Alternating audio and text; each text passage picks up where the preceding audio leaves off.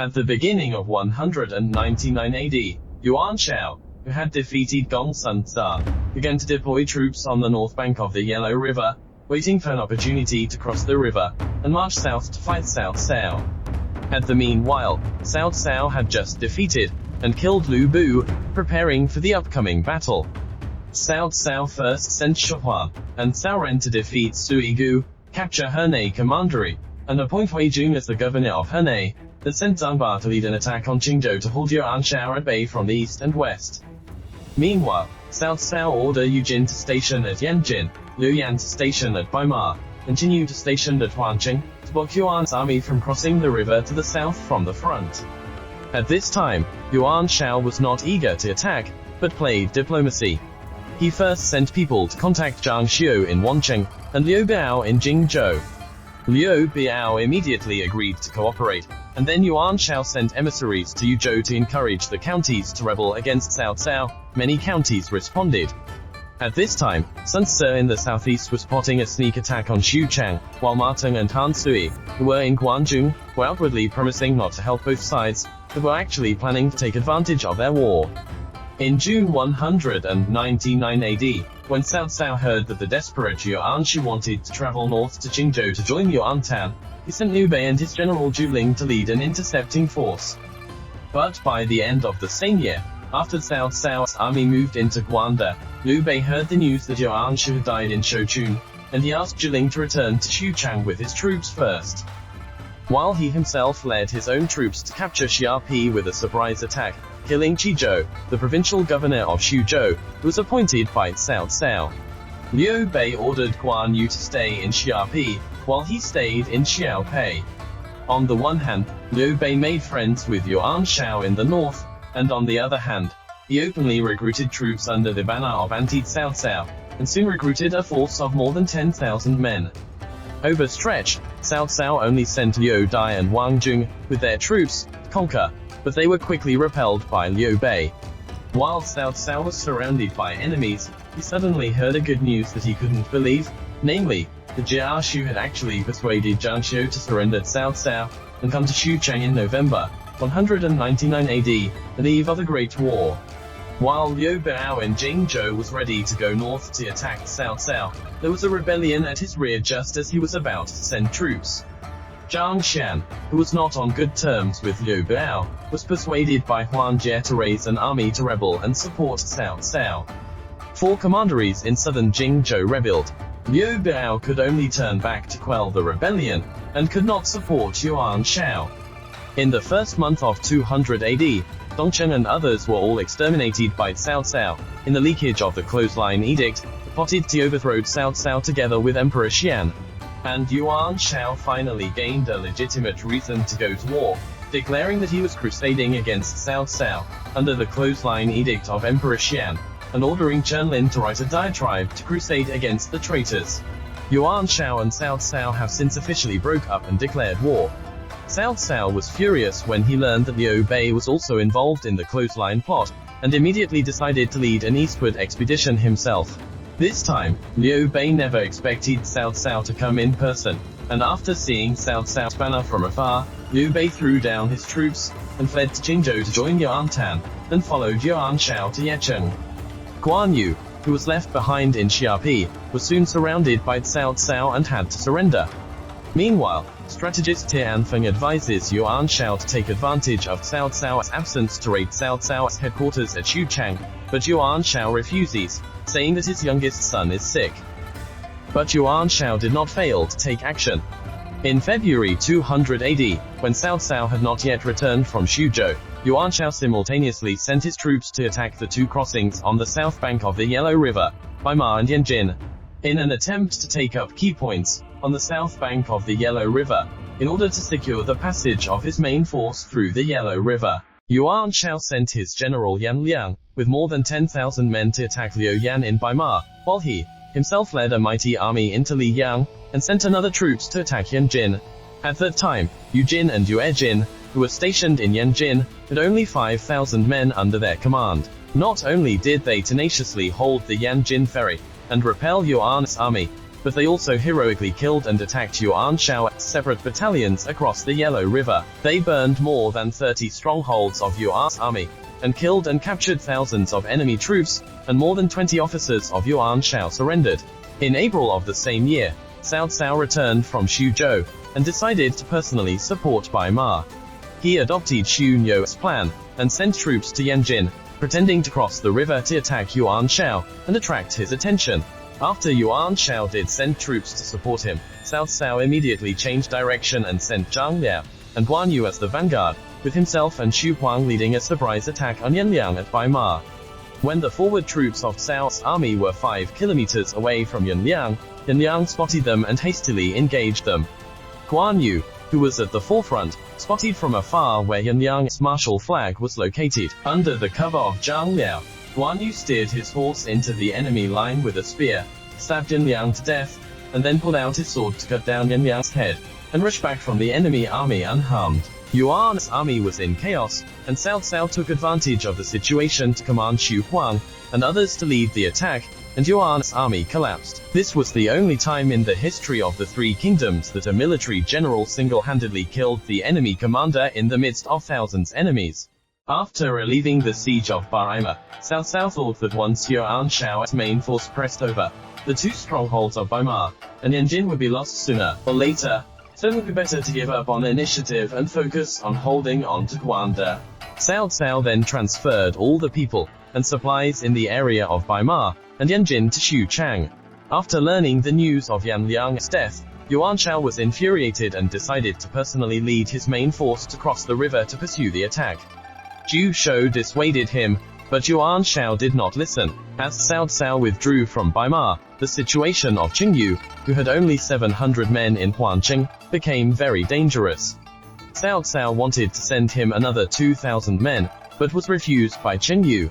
He believed that there was little difference between 700 and 2,000 men in the face of Yuan Shao's 100,000 men, and that with more men Yuan Shao would be afraid of a sneak attack on his transportation routes, and would instead send troops to attack. Later, after Yuan Shao led his army to cross the Yellow River, he really chose to ignore Qingyu, and directly pounced on Yanjin. When Yuan Shao arrived at Yanjin, he learned that Cao's army had just withdrawn, so Yuan Shao led his army to temporarily station at south of Yanjin, and sent Liu Bei and his general Wen Shu with 5,000 to 6,000 cavalry to continue the pursuit. By this time, Cao Cao, with Xu Yu and Xu Huang escorting their supplies, had already reached Nanban, with only 600 cavalry around him. Cao Cao saw thousands of cavalrymen rapidly approaching from afar, and while everyone urged Cao Cao to retreat, Xu Yu thought it was a good time to annihilate the enemy, and Cao Cao also agreed with that. He ordered all the people to dismount and throw their belongings and weights on the road, then hide it. Yuan's army was really attracted by the supplies when they arrived and dismounted to scramble for them. When Cao Cao sees the opportunity, he orders everyone to jump on horseback and launch a surprise attack. Yuan's army is caught off guard and is defeated. Liu Bei flees, and Wen Shu is killed in the chaos. Cao Cao then withdrew to his battalion in Guandu, but this partial victory could not change the fundamental situation of Yuan's strength and Cao Cao's weakness, and soon Yuan Shao approached Guandu with his main force. In May 200, Sun Ce, the lord in Jiangdong, who had planned to sneak into Xuchang while Cao Cao and Yuan Shao were fighting, was assassinated, and the state policy of Jiangdong temporarily changed from foreign expansion to contraction and defense. News of Sun Ce's death reached Cao Cao 2 months later, by which time Yuan Shao, with a total of 100,000 infantry and 10,000 cavalry, had assembled at Yangwu, and Cao Cao should have had only about 40,000 to 50,000 soldiers able to fight. At this time, there was also a bad news that Liu Pi, a former Yellow Turban general, rebelled in Yuan Shao's hometown of Runan, and Yuan Shao sent Liu Bei to lead troops south to support Liu Pi. At this time, Guan Yu also broke away from Cao Cao and rejoined Liu Bei, and the generals tried to hunt him down, but Cao Cao refused. However, Cao Cao soon sent Cao Ren to lead an elite cavalry to defeat Liu Bei and the others. Liu Bei fled back to Yuan Shao. At the same time, Yuan Shao sent Han Meng to make a detour from the west and sneak attack on Xuchang. When Cao Cao heard about this, he immediately asked Cao Ren to return to reinforce, and Cao Ren defeated Han Meng at Jiluo Mountain. Liu Bei, who had fled back to Yuan Shao, managed to break away from Yuan Shao by helping him form an alliance with Liu Bei, and returned to Runan, where he joined forces with Gongda, another leader of the Yellow Turbans, the rebel against Cao Cao. But by this time, Yuan Shao had already launched a major attack, and Cao Cao had no time to take care of Liu Bei, so he only sent Cai Yang, the governor of Runan, who was easily defeated and killed by Liu Bei. In August 200 AD, Cao Cao led his army to engage Yuan Shao in battle, and in the face of Yuan Shao's enormous advantage in numbers, Cao Cao was defeated and had to withdraw to his battalion. In September, Cao Cao attacked again, but was defeated again. Cao Cao had to return to his battalion and hold on, not daring to attack easily. When Yuan Shao saw that Cao's army was holding out, he ordered his soldiers to pile up a mountain of earth outside Cao's battalion, and on top of the mountain, he built a high building to shoot arrows into Cao's battalion. Cao's soldiers had to hold up their shields in order to walk safely in the battalion, and had to crawl when patrolling, so the morale of Cao's army was greatly undermined. In response, Cao Cao ordered a stone-throwing machine, also known as a thunderbolt, to hurl stones, which destroyed Yuan's high buildings on the earthy hill. Yuan Shao then dug tunnels into Cao's battalion, and Cao Cao ordered his soldiers to dig deep ditches inside the battalion to cut off the tunnels. This led to a difficult confrontation between the two sides, but this was what Cao Cao feared the most, as his army was seriously short of provisions compared to Yuan's. As expected, Cao Cao's army soon fell into a desperate situation. Cao Cao's confidence was low at this point, and he had the idea of withdrawing to Xuchang to hold on, so he wrote a letter to Xu Nu, who had stayed behind at Xuchang, stating that he wanted to return to Xuchang. Xu Nu replied that he would do his best to solve the problem of provisions, and encouraged Cao Cao to continue to hold out and take the initiative with his strategy. In order to take the initiative, Cao Cao decided to rob and burn Yuan Shao's provisions. At this time, Cao Cao received news that the food carriages escorted by Han Meng of Yuan Shao's army would arrive in Gushu within a day. Cao Cao sends Xu Huang and Shu Huan on an expedition, and they win a great victory. Han Meng is defeated, and all of his provisions are burned. At this time, Yuan Shao's front line was also getting tense, but his rear Jizhou still had enough food in stock. In October 200 AD, Zhun Yuchun led more than 10,000 men escorting provisions, and stationed in Wuchao. Zhu Shou suggested to increase troops to assist in the defense, but was rejected by Yuan Shao. At this time, Xu You, who thought that they should take advantage of the weakness to sneak into Xuchang, but was also rejected by Yuan Shao, making Xu You very unhappy.